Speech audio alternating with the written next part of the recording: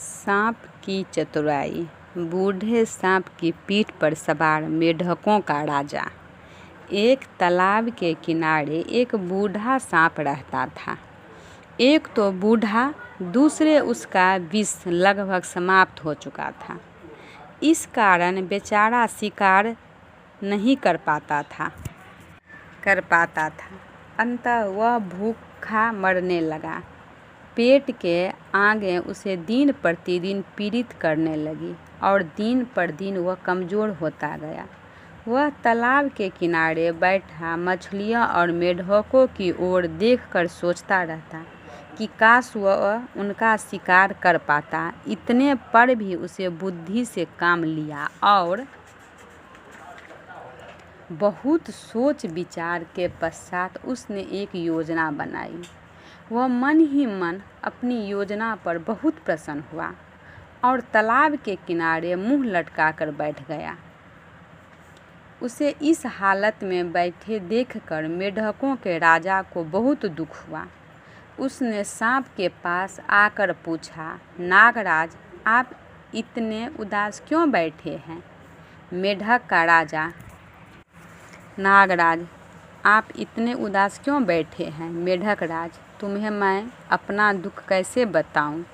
यदि मैं सत्य कहूँगा तो तुम विश्वास नहीं करोगे, क्योंकि मैं जाति का सांप हूँ और तुम मेढक। तुम हमेशा ही हमें अपना बैरी समझते हो। नहीं नागराज, ऐसी बात नहीं है। हम मेढक तो किसी से भी बैर नहीं रखते। जल में रहने वाले जीव तो सब पर विश्वास करते हैं, सबसे मित्रता का भाव रखते हैं। आप अपने मन की बात कह डालें। संभव होगा तो हम आपकी मदद अवश्य करेंगे। यदि तुम मुझसे इतनी ही सहानुभूति है तो फिर सुनो। मैंने एक ब्राह्मण के लड़के का काट कर मार डाला तो उसने मुझे शाप दिया है कि जाओ, आज से तुम्हारी पीठ पर मेढक बैठा करेंगे और तुम मेढक राज की चाकरी करोगे। मेढक को राजा ने सांप की बात बड़ी आस्था से सुनी, पर कोई प्रतिक्रिया व्यक्त नहीं की। वह सोच रहा था कि कहीं नाग उसे मूर्ख तो नहीं बना रहा। मैं जानता था कि तुम मेरी बात पर विश्वास नहीं करोगे। खैर, जो भी हो, मुझे तो उस सांप का दंड भोगना ही है। यदि आपको विश्वास नहीं है तो मेढक राज, आप मेरी पीठ पर एक बार सवारी करके परीक्षा कर ले। इसके पश्चात मैं बारी बारी से सब मेढकों को अपनी पीठ पर बैठाकर घुमाता रहूँगा, ताकि सांप से मुझे मुक्ति मिल सके। सांप की बात मानकर मेढक राज उसकी पीठ पर सवार हो गया। सांप उसे तालाब के चारों ओर घुमा कर ले आया। जैसे ही राजा वापस आया, वैसे ही उसके मन की सभी शंकाएं दूर हो गए। दूसरे दिन सांप फिर आया। मेढक राज को अपनी पीठ पर बैठाकर दूर तक घुमाने ले गया। यही कर कई दिन तक चला। एक दिन सांप जरा धीरे धीरे चल रहा था तो मेढक ने पूछा, नाग देवता, आज आप धीरे धीरे क्यों चल रहे हैं? महाराज, कल से मुझे भोजन नहीं मिला है, इसलिए चलने में ज़रा कष्ट हो रहा है। भूखे पेट चाकरी तो क्या, ईश्वर का भजन भी नहीं होता।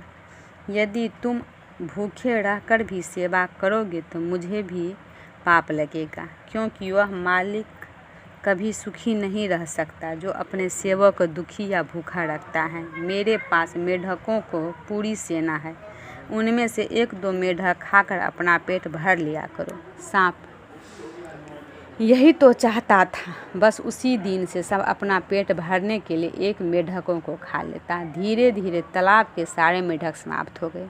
अब तो राजा ही बचा था। उसे अपने पीठ पर बैठाकर सांप तालाब से दूर ले गया और वहां जाकर उसे भी खा लिया।